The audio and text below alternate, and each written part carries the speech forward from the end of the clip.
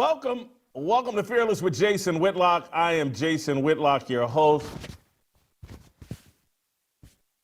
Happy Monday. Thank you for joining. I look short today. Something about my chair must be sitting low. I look shorter today. Anyway, happy Monday. Thank you for joining us. We will have an awesome show for you today. We have a lot to discuss as it relates to Glenn Greenwald. And many of you, I'm sure, know who Glenn Greenwald is, but some of you that are hardcore sports fans that tune into the show for the sports takes may not be as familiar with Glenn as the rest of us. And so I'll kind of fill you in and get you up to date so you can understand what's going on with Glenn Greenwald. He's been in the news cycle, I believe, since Friday. A sex tape was leaked on him. He's one of the most prominent journalists in America. He's been a prominent journalist since, I think, the Edward Snowden situation around 2013, but even before then.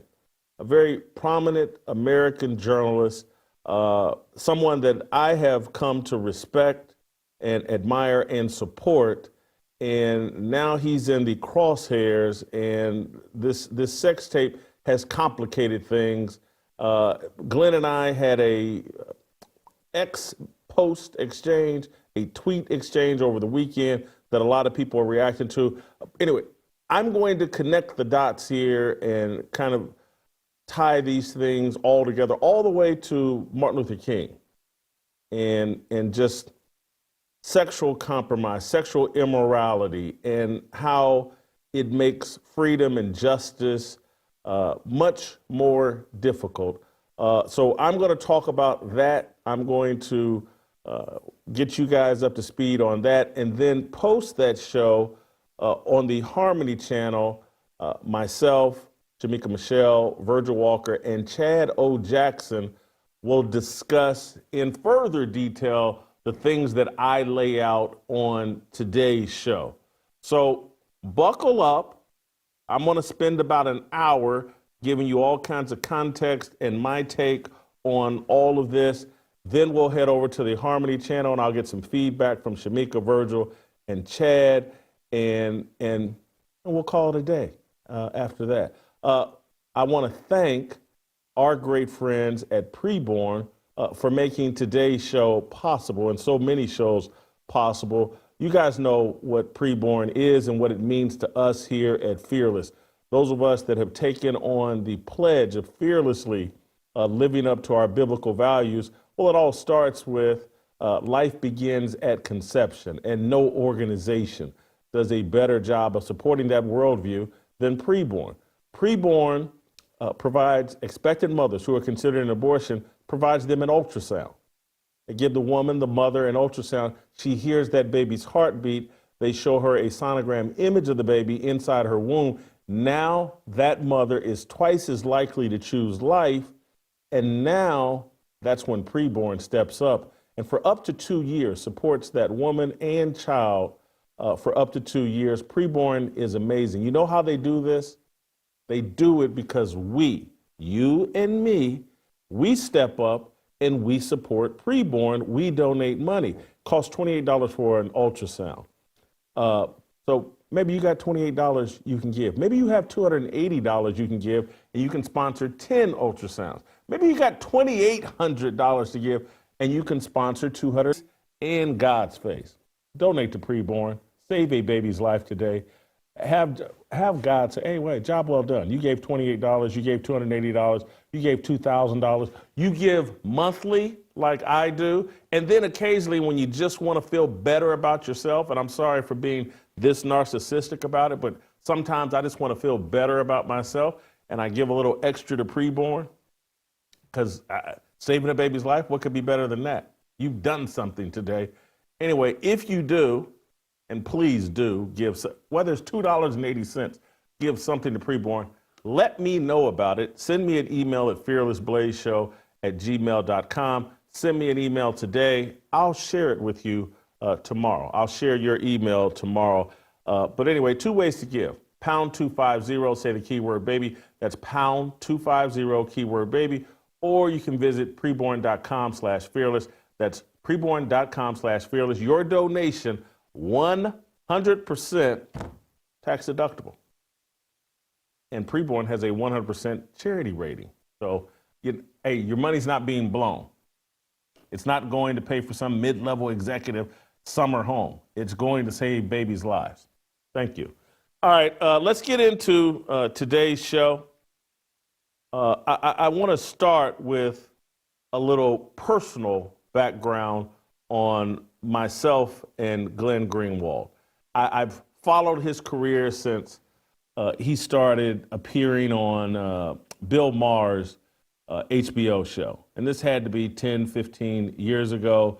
And he's a hardcore liberal at this time. And I've never been a hardcore liberal. But I was not bothered by Glenn Greenwald because I thought, hey, at least this guy is 100% honest. At least he's arguing things that I think he genuinely believes. So I had a measure of respect for Glenn Greenwald just for being honest. And so when I'm seeing him on HBO, there's a little femininity to his voice, just keeping it real. I'm not trying to disparage the guy, but there's a little femininity to his voice, but I didn't know anything about him. And I just figured out he's just some nerdy journalist. I did end up doing some research, found out he's not just a nerdy journalist, he's a gay journalist. And then eventually you do a little bit more digging and he's eventually gets married to some dude and they adopt kids and all this stuff just quite frankly made me uncomfortable. But I could never, ever escape the fact I respect this man as a journalist. I respect his integrity. Anything that when I see his work, when I read his work, when I hear him talk on these shows, I believe he's coming from an honest perspective from his point of view. I don't believe that about most journalists. I believe he's been completely independent, uncompromised. And obviously, you hear the story of the risk he took breaking the Edward Snowden story and being a part of that. I overlooked his personal life and just judged him based on the integrity and honesty of his journalism. Then in 2020, it got even more real for me as it relates to Glenn Greenwald. He founded it's like the Tucker Carlson Network. He went independent before guys like Tucker Carlson went independent. And he left The Intercept because they wouldn't allow him to publish, or they started interfering with a story that he wrote that was critical of Joe Biden. This is in 2020. He leaves the organization that he founded because editors were interfering. They didn't want a negative Joe Biden story. This is, I believe, happens in October of 2020. And that's when I was like, oh, this dude's got a pair. This dude is as real as I thought he was as a journalist. And so my respect for him as a journalist went even higher. And when he started an independent Substack, I believe I was one of the first people to subscribe and to pay him some sort of monthly fee because I wanted him to continue to do that type of independent journalism. I respected. Here's a former hardcore liberal who seems to be breaking from the liberal establishment and the Democratic Party and wants to report the truth about Joe Biden. Nothing but respect. I start, again, he and I think Matt Taibbi, I start sending them both, I think, $200 a month, some kind of Substack subscription, because I just wanted to support their work.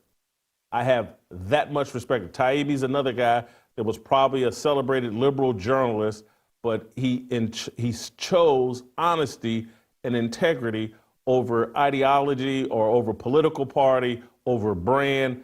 Nothing but respect for both of these guys. So anybody that wants to fact check me on what I've just said as I continue to go ahead and talk about Glenn Greenwald, and there will be people that will connect my loyalty to Glenn Greenwald's work to the fact that he's become a critic of Israel. And they'll say, Well, that's why, because I've already seen it show up on my Twitter timeline. Oh, Jason just likes Glenn Greenwald because he's anti-Israel. Not true. And you can go check the facts. I can go show you my credit card statements and me giving money to Glenn Greenwald and his deal long before there was Gaza and this latest conflict from October 7th, 2 years ago, or however long ago it was. But I hear you critics, and I just want to enter that into the record. Do I have respect for the fact that Glenn Greenwald is a Jew and a gay Jew who's willing to criticize Israel? Yes, I do. I have respect for that. He's just like me, who's sitting there like, I'm black, I love black people, my upbringing was around black people, my favorite place on the planet was the Masterpiece Lounge that catered to black people. But am I willing to criticize black people and black culture? Yes, I am. And that doesn't mean I hate black people. It means I want what's best for black people. And so anytime I see people break from tribalism and pursue what they believe is the truth, nothing but respect for them. And that's where my respect for Glenn Greenwald comes from. So, period, new paragraph. There's a sex tape that has been released on Glenn Greenwald. I'm in all transparency, and this is a failure by me as a journalist, I have not watched the sex tape. I don't plan to watch the sex tape. I have no interest in seeing gay men do anything. I don't have an interest in seeing anybody's sex tape. I've become such a prude that when sex scenes happen on television or in movies, I tend to turn away. Because I still like sex, but I just don't need to see it in every movie, every TV show. And I'm talking about heterosexual sex. And I used to live for, I can remember, anybody of my age remember the movie Porky's? Was my favorite comedy movie for a long time when I was a kid because, oh man, there was a shower scene where the guys were in gym class and they're looking through a little peephole and watching the girls shower. I used to go to movies. What's that Sharon Stone movie where she uncrosses her leg or crosses her leg? Basic Instinct. My favorite scene. Now, I don't like watching that stuff. Still like women, still like nude women. I just don't want it thrown in my face all the time. I just can't take it. So I have no interest in watching Glenn Greenwald's gay sex tape. So I haven't watched it. I failed as a journalist. But I have read all the descriptions of its depravity, and it sounds awful. It sounds depraved. And I fully recognize the depravity of it, and I fully recognize the people that did watch it, or people that had just heard about it, are like, oh boy, Glenn Greenwald seems to have a reprobate mind. According to the descriptions, allegedly there's a methamphetamine pipe involved in this, and people are saying he was doing meth. All of this sounds crazy. All of this sounds like a reprobate mind. All of this sounds like someone who has taken on the identity of whatever his penis tells him his identity is. And since his penis seems to get excited over other men, his identity is homosexual. It's a mistake. It's a huge mistake. And as long as you take your identity from your sex organ, whatever makes you moist, whatever makes you erect, eventually you're going to have a reprobate mind. And so I get all the people that are grossed out, offended, want to distance themselves from Glenn Greenwald. I don't want to distance myself from his journalism. And that is not a defense of his degenerate sexual lifestyle. That is not a defense. That is not me saying, hey, it doesn't matter what goes on in his personal life. This is me saying there are so few people pursuing the truth, so few people willing to break from tribalism, so few people that have the gift of actual honest journalism, that this man's work is so valuable that I'm reluctant to walk away from his work, and that I'm actually hopeful that this entire exposure of Glenn Greenwald, and I've read the people that think he leaked this himself. Whether he leaked it or someone leaked it to silence him, I don't know what the motive is, but to me it's all a cry for help. This man is in free fall. Whether he leaked the tape or someone else leaked the tape, whether he recorded it, which people are saying, I haven't watched the tape, they're saying he recorded it, I'll take people at his word. But this is a man in free fall who has a gift, a God-given gift. All truth emanates from God. All truth emanates from God. And so this man has been blessed with a journalistic gift. He is not going to maximize it or use it properly as long as he is in unrepentant sexual sin. No different than, although slightly, and I'm going to break down, but no different than I've been given a journalistic gift. Discernment, writing skills, broadcasting skills. These are gifts from God. They are not me. I've told you I was virtually retarded in high school and in college. I'm not that smart. These are gifts. And I have mismanaged my gifts with my heterosexual promiscuity and my previous degenerate lifestyle where I used to love to live in strip clubs and chase young women. I've diminished it with my gluttony. I could be more effective if I were in better shape. Now, as it relates to Glenn Greenwald and this abomination that he's involved in, this man has adopted 2 young children. This man married another man, or I hate to use the word married, but this man is involved in some sort of relationship with another man who has now passed on. That's a rejection of your biblical identity, that you're an image bearer of God, that you're a Christian, that you're a child of God. You've now taken your identity from your sexual organ. This is retardation, and it will bring down a brilliant man. And trust me, Glenn Greenwald is a brilliant, courageous man.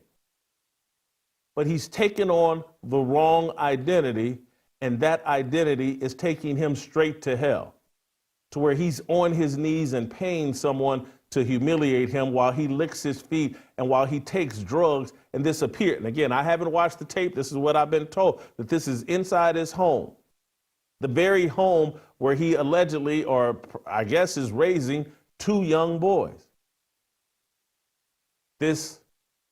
I understand why people, if you go through the story of his marriage to this partner that he married that is now passed. I think the story is Glenn Greenwald was 38 and he met this man when this man was 19 years old, and then they later got married, and then they later adopted these young kids. And so there are people, wise people out there saying, look at this behavior. When you decide you control your morality, you write the rules of your morality, not the Bible, not God, you write the laws of your morality. Well, you can justify anything, and man will justify anything. And so Glenn Greenwald, can we get his original statement up where he responds? This isn't him responding to me. Yeah, this is his original statement to this leak of this video and the defiance. And so I read this like a lot of people. Let me share it with you all. Last night, videos were released online depicting behavior in my private life. Some were distorted and others were not. They were published without my knowledge or consent, and its publication was therefore criminal, though we do not yet know exactly who is depict consenting adults in of videos in an attempt to malign perceived political enemies and advance a political agendas. Others are, of course, free to form their own judgments, as some are prone to do about others' private lives. It won't change. Done nothing wrong. It harms no one. This again, when men are left to define their own morality, will justify anything. Go look at Bill Belichick. That's a man that is defining his own morality. That's why he's running around with a woman who's his granddaughter's age, because he thinks he's a god, and he thinks he can define his own morality. And at 73 years old, hey, I can run around with a 24-year-old. I can embarrass my kids. I can embarrass my ex-wife. I can embarrass the people that looked up to me and said, hey, there's an example of male leadership that I can follow behind. I can harm my entire legacy because my penis is in control of my morality. Bill Belichick's making a fool of himself. And the reason I know it is because I'm capable of the exact same thing. The exact thoughts that justify what Bill Belichick is doing run through my mind almost on a daily basis. But that's why I don't leave it to myself. I leave it to God. There's nothing in the Bible that says that a 70-some-odd-year-old man can't be involved in a relationship with a 24-year-old woman. I can't give you scripture to say that a 74-year-old shouldn't be involved with a 24-year-old. But I can tell you that when you reach a level of leadership, and this is Virgil, I hope Virgil's watching, you can help me out in the post-show conversation. But when you reach a level of leadership where you're looked at as discipling other men, there's these, and I know Bill Belichick's not a minister, but when you reach that level of respect and young men are looking up to you, just doing any and everything, you can't do anything that smears your reputation or calls into question your reputation. Bill Belichick has done that foolishly. He doesn't have to. He's got a world of other options beyond some 24-year-old child that he's taking advantage of to please his penis. This is wrong. Glenn Greenwald. This man chose inappropriately to adopt 2 young children and to say he's going to be a father. You can't have this type of public example out there. You can't have this type of activity going on in the home where your children are. Cannot happen. It's wrong. So, this weekend, I started to engage publicly over Twitter in the conversation about Glenn Greenwald, and my first comments were like, hey, look, this guy is the best journalist working in America today. This man has engaged in some behavior that's abhorrent, but I'm still going to support his journalistic work. I said something. Can we get my original tweet so I can make sure that I've said this in proper order? No, not that one. I think it's my original statement. Let me go to my own Twitter feed here, see if I can find it. My original comments were, I said so. Nope. Give me a second. I'm sorry for this, people. Because I said, maybe it was without, no. I was an original. I will continue pondering. I agree, very hypocritical. Good, fair question. I agree. Serious thought. What's the difference? Maybe it is. Maybe this is. Serious thought can, nope, that's where I asked the question. Oh, I apologize. I should have been, this is on me. Yep, here it is. Glenn Greenwald is still the best journalist working today. I will lift him up in prayer and ask that he get delivered from homosexual sin. I will also continue to thank God for Glenn's commitment to honest, courageous journalism. People got upset with me about that tweet. Some people liked it, some people got upset. Some people thought I'm defending Glenn Greenwald. I'm defending his work, and I'm still defending his work. Here's the position Glenn Greenwald has put me and others that want to defend his work. Here's the position he's put us in. And again, I haven't watched the tape, but based on the description, this is a really, really bad tape, and this is a really, really bad look, and people really are justified in saying, hey man, this guy doesn't know, there's no line in the sand for him. And if he married or dated a 19-year-old when he was 38, what stops him from, I'll date a 16-year-old or a 15-year-old?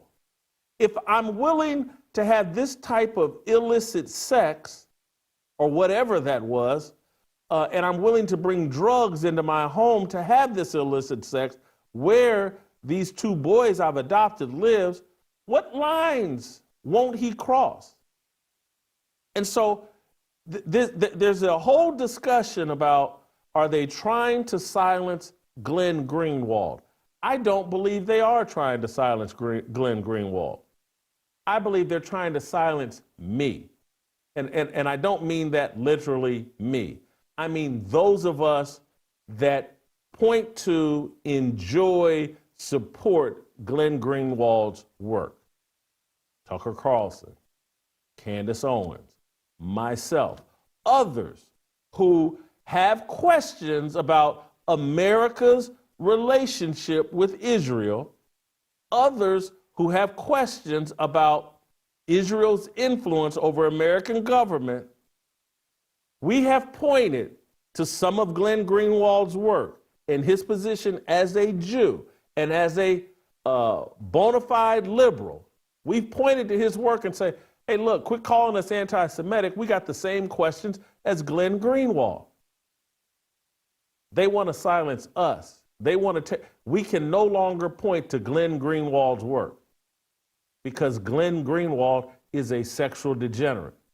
And so I give you all that context because eventually Glenn Greenwald and I exchanged some tweets or posts over social media that I want to get into in the second layer of this. And then I'm going to connect this, some of the questions I got, I'm going to connect it to Martin Luther King. But before I do that, I want to thank our friends at Relief Factor for supporting me, supporting this show, and helping me relieve some of the inflammation and aches and pains that damage me, compromise my ability to work out as often as I need to and as often as I want. Do you wake up every morning wondering how pain is going to affect your day?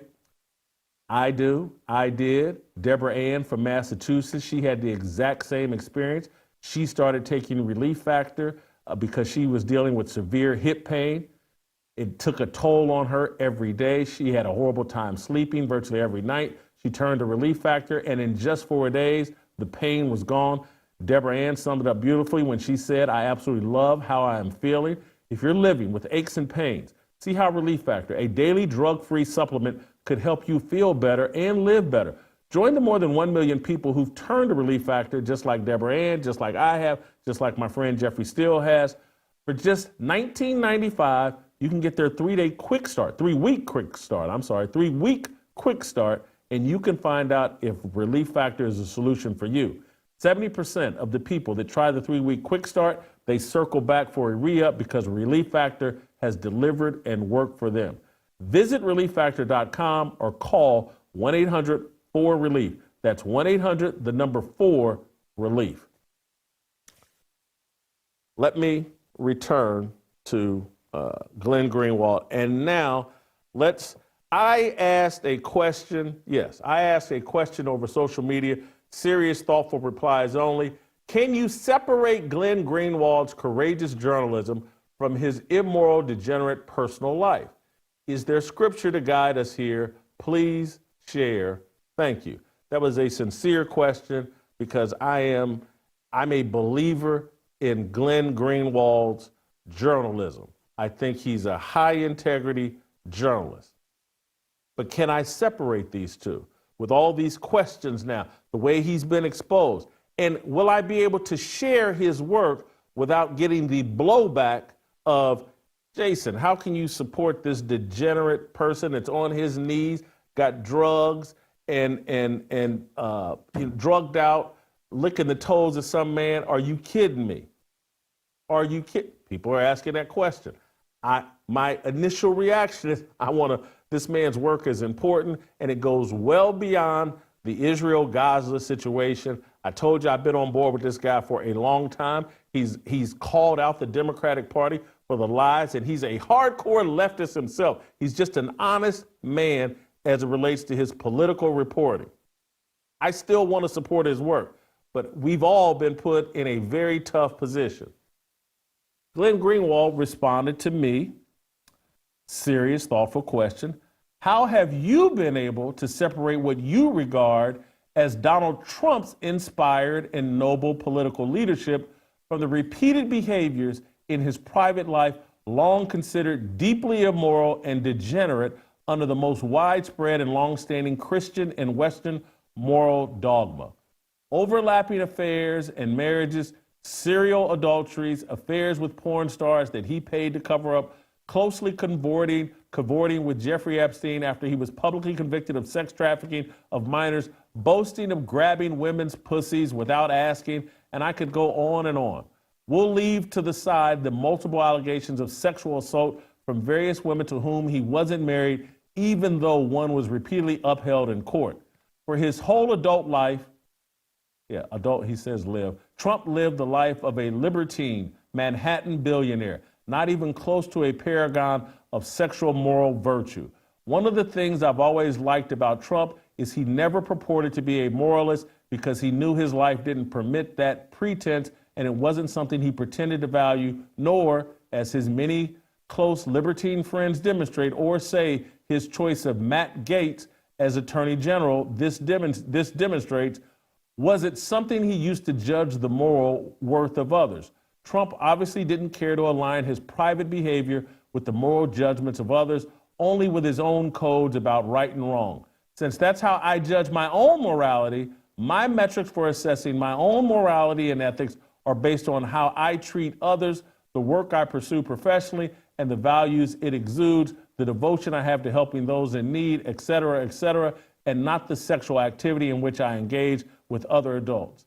Those glaring moral deviations never bothered me about Trump. But for his fervent admirers and followers, like you, who are suddenly grappling with this profound question when it comes to me, how have you reconciled these varied and vast contradictions so peacefully when it comes to someone with far more power named Donald Trump? You know, I appreciate all the generous words about my work over the years, and I believe you're asking this respectfully and in purely good faith. I hope you take my inquiry the same way, because that's how it's intended. And I did. And I do. And I get the questions that Glenn Greenwald is asking. And I just want to say, I fired off a response after reading that one time. That is the second time I have read that tweet from Glenn Greenwald. I say that to say, not that I made a mistake in my original response. I'm just keeping it transparent that my response was, and I say this sincerely, it was me asking God, what should I say here? It was me removing myself from the process. And so it was me just trying to tap into, because you can't remove me from the process, but it was trying to tap into what would God want me to say here. This man has asked me a sincere question. He's asked it respectfully. I admire his journalism. What is the end game? What is the motive here as you respond to him? And my motive was, and this will sound crazy to some of you, but my motive was, is there anything that I can say that will remove the scales from Glenn Greenwald's eyes that will allow him to invite God into his worldview? That I felt like I heard from him exactly what I expected to hear. He views himself as his own personal God. He says Donald Trump has elected himself his own personal God. And there may be some truth in that. And this is the people that are critical of Donald Trump. And Glenn Greenwald, he's a skilled writer. He's a high-level thinker. He knows how to debate. And so he's throwing the ball back into my court and into the MAGA court of like, hey, man, I'm mirroring the mentality of your and perception of Donald Trump. He gets to decide his own morality. Why don't I get to decide mine? This is the liberal thinking. And you got to remember, Trump started out, and maybe to this day is still a liberal. Because this is whenever you hear me say, hey, someone's a closeted liberal, what you're hearing me say is that person thinks they're their own God. And that's when you heard me critical of Jeremy Boring, the former CEO of the Daily Wire, and I started calling him a closeted liberal. That was based off the nickname that he gave himself, the God King, the lowercase God King. That's a liberal mindset. And I know he's just joking and blah. As I walked y'all through it, when I was calling myself Big Sexy, these nicknames and what you call yourself, very important, because they will determine how you view yourself and how you behave. And so when you start calling yourself big, you overeat. When you start calling yourself sexy, you want to have promiscuous sex. I made a nickname an idol, and then you wonder how you become some overweight sexual degenerate. You took on the wrong name, and you started calling yourself the wrong thing. And so when people start calling themselves the God King, no wonder they run around and act like they're God, and they can dictate to me and everybody else what we should think and how we should comment on Ben Shapiro and everybody else. And so here's a liberal that, again, I respect, and he's a classic liberal. And here's Trump, someone that grew up supporting liberal policies in the Democrat Party.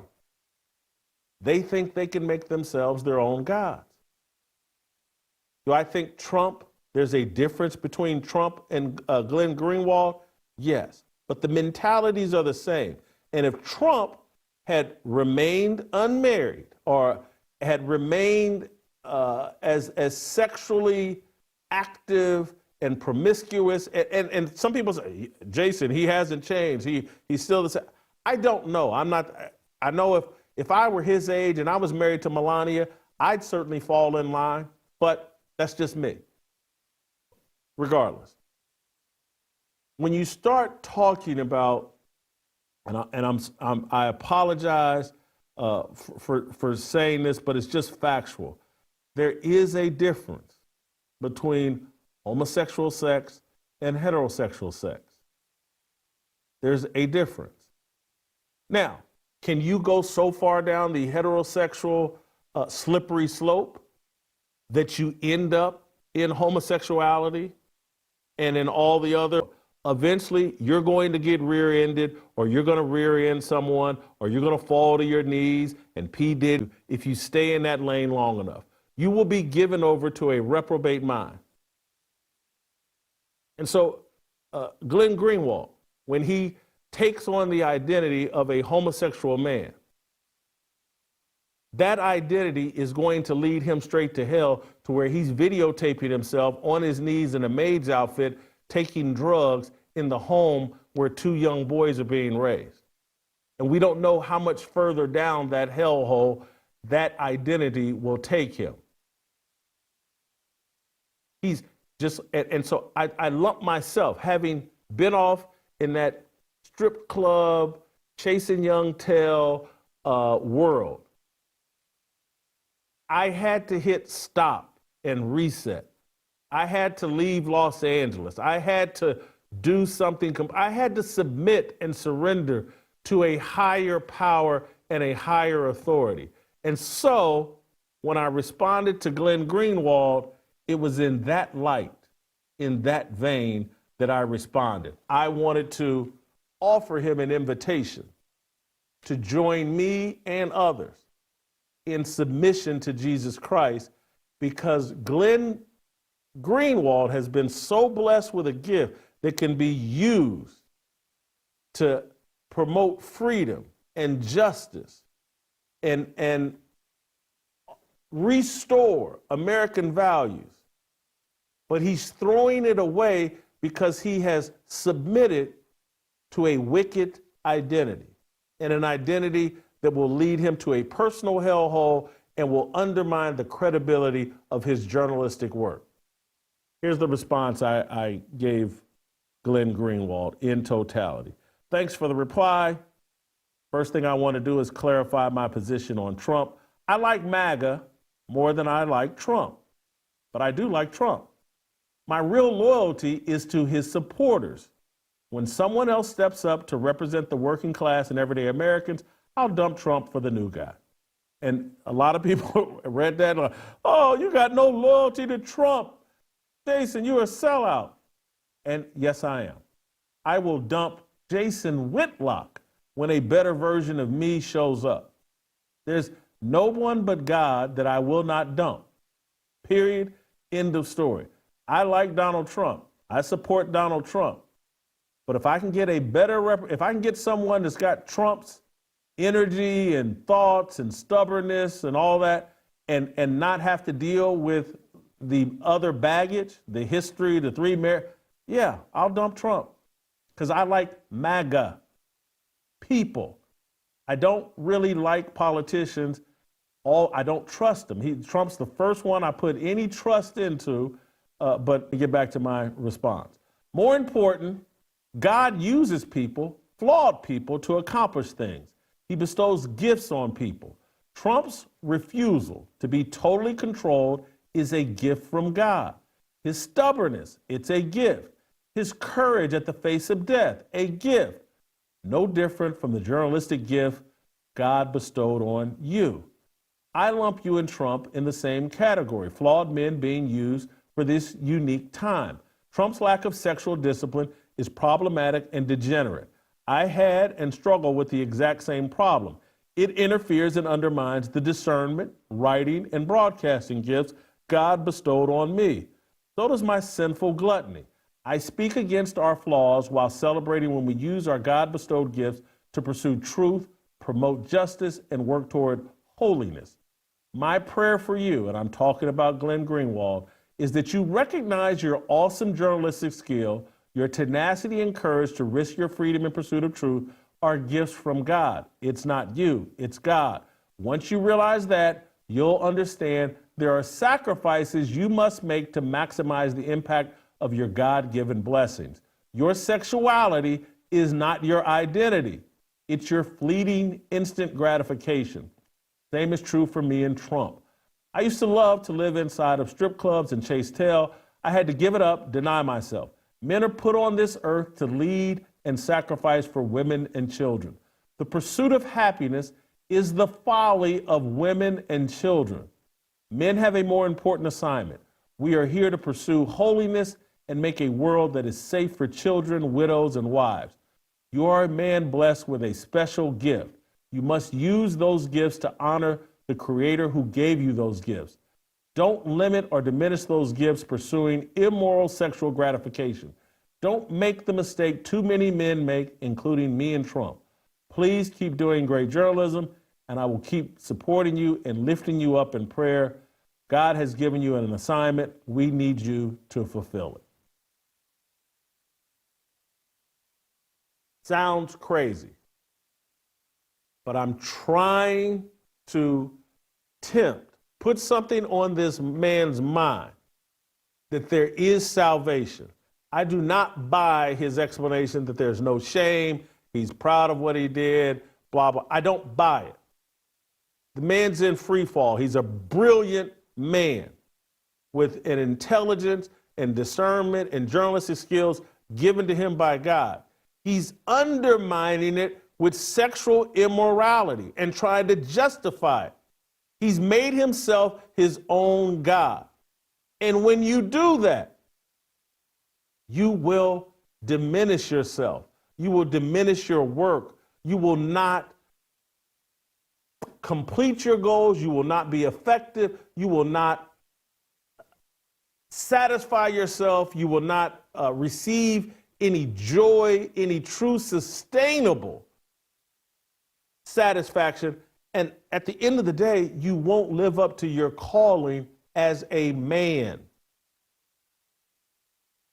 Because there are masculine male qualities to Glenn Greenwald and the work that he does. He's just misusing it or allowing it to be diminished by his sexual organ. He's not the only man that makes this mistake. Many of us make this mistake. Glenn Greenwald has a goal. He wants to help people. He doesn't understand the greatest help he can provide himself and the world is submission to God and to answer the calling to a higher standard of behavior and morality. This is true for all of us as men. They silence us with our sexual immorality. So Glenn Greenwald is sitting there, well, I can't be silenced. I'll never not tell the truth and practice my form of journalism. So it doesn't work. I'm going to be transparent. And I respect the transparency of it. But transparency without righteousness and without holiness, it can be silenced in a different way. Glenn will be putting out great journalism that people will ignore because of his abhorrent behavior in his personal life.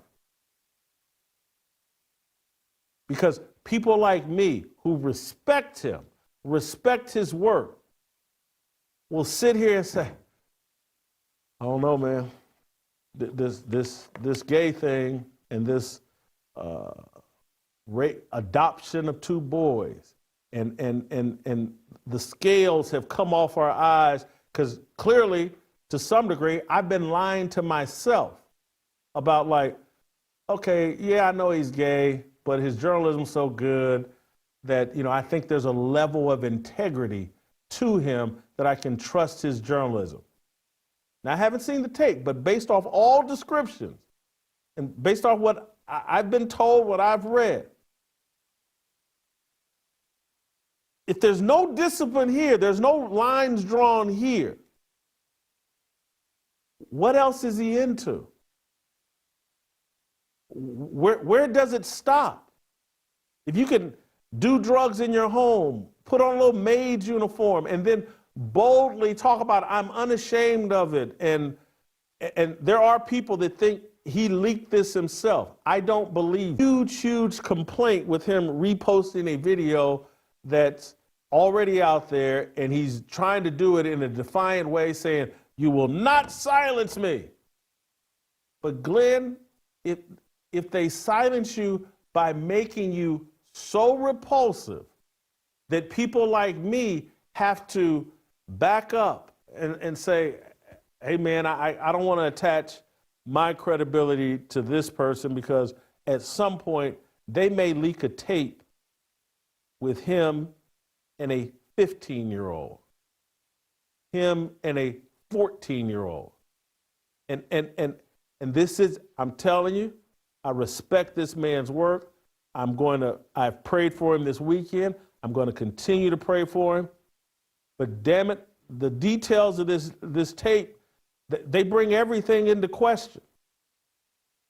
And I don't want to be out there championing someone's work who potentially is involved in inappropriate relationships with young children. When you're in your mid-30s and you start dating a 19-year-old man, that's questionable behavior. When you adopt two young boys and you can't create children, that's real questionable behavior. And I've turned a blind eye to it.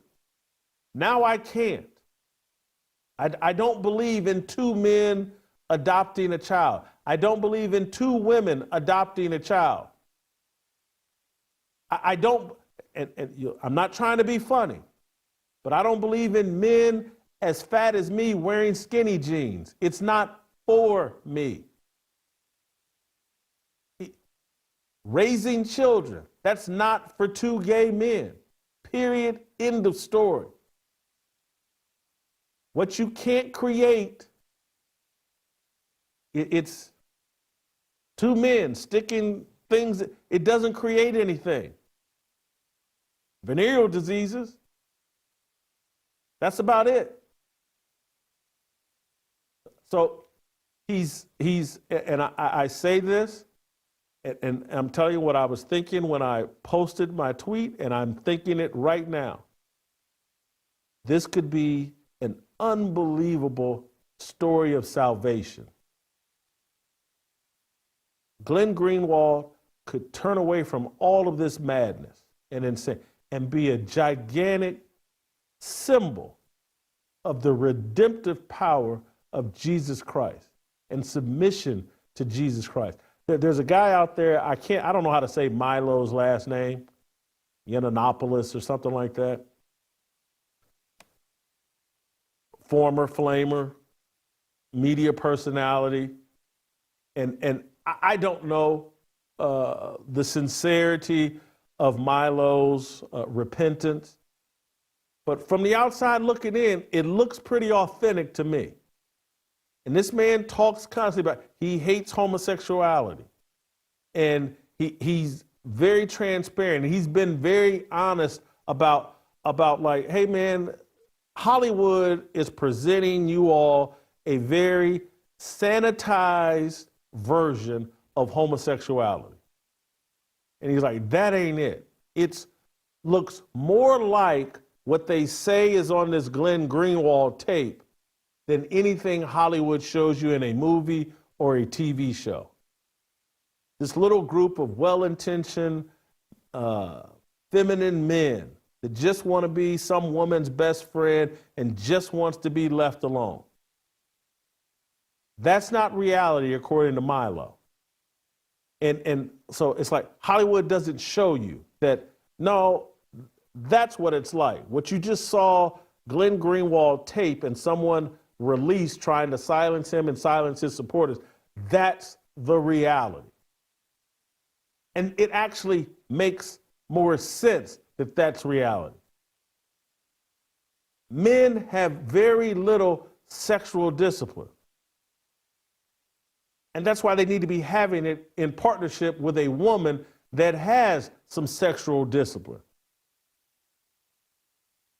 If it was just men, we'd be doing it anytime, anywhere, and with anything. And so you put two men together with no sexual discipline, and the next thing you know, somebody's in a maid uniform, there's drugs everywhere, there's kids in the next room, and there's no age restrictions.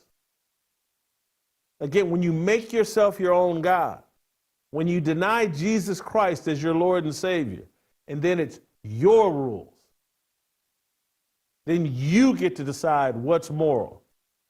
That's how little kids end up getting sexually molested. It's a slippery slope. And if anything by 2025, we should all believe in slippery slopes. Oh, they just want to get married. They just want to be like everybody else. And here we are 20 years later, and there's drag queens in every little school. And everybody, we're starting, think about this entire conversation we're having that started basically on the first day of Greenwald, the highest profile gay journalist in the I saw where, and I'm not going to dwell on this long, but I saw where Allie Beth Stuckey had tweeted out that she feels like Glenn Greenwald leaked this himself. I think, her tweet is, I'm just going to say, I don't think the release of Glenn Greenwald's video was part of some conspiracy to silence him. I think he was knowingly recorded, and that the release of the recording is part of a humiliation fetish that he's clearly into. To me, this is fairly obvious, which makes the widespread defense of him even more bizarre. I can't know motives, and I don't think we can know motives, and so it's hard for me to speculate and think. I'm going to take Glenn Greenwald at his word that he did not leak this, but I also wanted some of the people defending Glenn Greenwald. Their motive is just, hey, they want to defend his work. I certainly know that's my motive. His work is valuable, and I want to defend it. He's put us all in a very tough, impossible position. I do think there's hope, and it sounds crazy, but I'm telling you, God is capable. This is a smart human being, and people that go down the path of searching for truth. Tucker Carlson, seeing him grow in his faith. Joe Rogan, they say he's going to church now. Glenn Greenwald, I know you're an unrepentant atheist. I know that it's easier for Tucker, who's married and heterosexual, Joe Rogan, married and heterosexual. It's easier for them. But your identity is not what gets blood flowing to your penis. It's just not. You understand how retarded that is? They want to call the Bible for dumb people. I'm an idiot for taking my identity from the Bible, a book filled with 2,000 years of collected wisdom. I'm an idiot for taking my identity from that. The smart people allow their penis or vagina to give them their identity. You know how retarded you have to be to buy that? Now, Glenn, I'm honestly trying to reason with you, and I'm trying to reason with all of you all, whether you're gay or heterosexual. Taking your identity from your penis or vagina is as dumb as anything that's ever been done in the history of the world. You make me look like the smartest man in the world for taking my identity from God and from a Bible and from a book with 2,000 years of collected wisdom. You know how much smarter I am than yeah, I'm gay. And that's my identity. I got to go out and prove how gay I am because my penis told me that. That's a retard's way of thinking. I want to get into, just to whet your appetite for the post-show discussion we'll have on Harmony. I was asked a series of questions. Alex Barrison, you guys remember Alex he's one of the smart people that was ahead of the COVID conversation and scored a lot of points there with the way he handled the COVID situation, someone I have respect for. He seemed upset with me and my line of questioning for Glenn and my exchange with Glenn, and he tweeted at me that, I don't know. Could you separate MLK's courageous fight for civil rights from his immoral man-whoring? What people do with other consenting adults is their business, especially unmarried people, though the Bible okays all kinds of adultery. Judge not, lest ye be judged. And he sent that to me. And Alex, I get it. And I'm gonna have this discussion on the post-harmony deal, and then I've done an interview that we will release within the next week or two, a big, long discussion with Chad O. Jackson about MLK and his legacy. Do we have my response to Alex Berenson? Do we have that? We may not. Let me, I want to keep the record clear and make sure that I can freelance, because in my opinion here, but let me find it. Darn it. Sorry about this, guys. Stick with me. It's worth it. That's Allie Beth.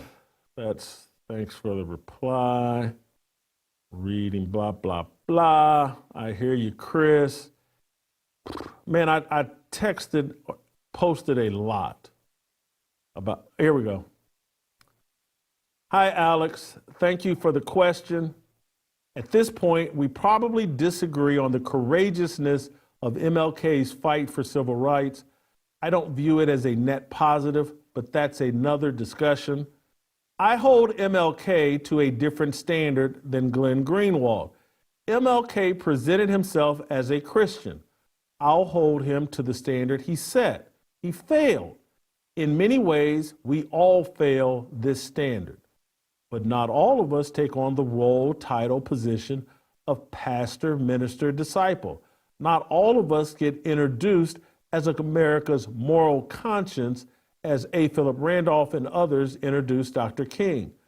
Dr. King's sexual immorality likely baited him into preaching a false gospel. Dr. King's hidden man-whoring likely gave Marxists/communists leverage over him. And that might explain why the civil rights legislation passed after his movement ushered in so much Marxist thinking and strategy. So, at this moment, I cannot separate MLK's immorality from his fight for civil rights. His immorality impacted his social movement/gospel. This is where I stand now. I'm always open to new information and perspective. I bring this all up because there are people that want American culture to be improved. They want to make America great again. And it cannot be done without men harnessing their sexual lust, without men pursuing holiness. These terribly sexually compromised leaders and men, they can't do it. They're being controlled by their sexual lust. MLK was likely chosen because of his lack of sexual discipline. And I know many of you right now aren't fully prepared to have a discussion, an evaluation of MLK's legacy. But that day of reckoning is coming. All history must be challenged. Every single bit of it. And this is why, again, Glenn Greenwald wants to participate in the challenging of history. Clean yourself up, my friend, so that you can be a full combatant and a respected combatant in that challenging of American history. That you can't do it while being a sexual degenerate. You will be run out of the arena. And so there are questions about World War II that people want asked and answered. There are questions about JFK's assassination that people want asked and answered. There are questions about what did the Civil Rights Act of 1964 really do? They want those questions asked and answered. And there will be people whining and crying about these questions. There will be people that think they are the chosen ones, whether they're black or Jewish, whining and crying about these questions because there's some special level of victim and there are narratives that must be protected or you're racist or anti-Semitic. We are living in a time, and this is where I got to give Trump or God credit, of because of the fake news era and the fact that it's now been put into play by Donald Trump to question everything. And in order to get America back on course, we have to question everything. And so someone this weekend said, well, what was Dr. King's message? If, you know, he was arguing for content of character over skin color. And I'm like, that's what he said in a speech for a brief second. But go look at the Civil Rights Act. Did that usher in content of character over skin color, or did it usher in skin color and sexual identity over content of character? Dr. King pulled off the okie doke.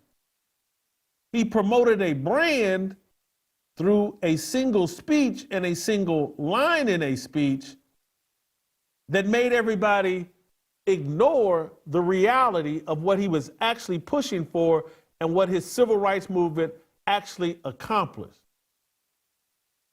It prioritized skin color and sexual identity over content of character, over merit. That's the uncomfortable truth that we must deal with.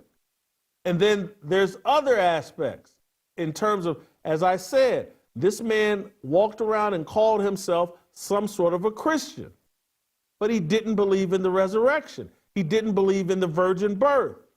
He preached a social gospel and said so publicly.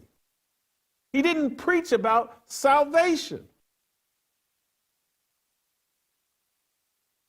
We have to deal with that because these narratives that have been installed and haven't been questioned have been driving America off a cliff for 60 to 80 years.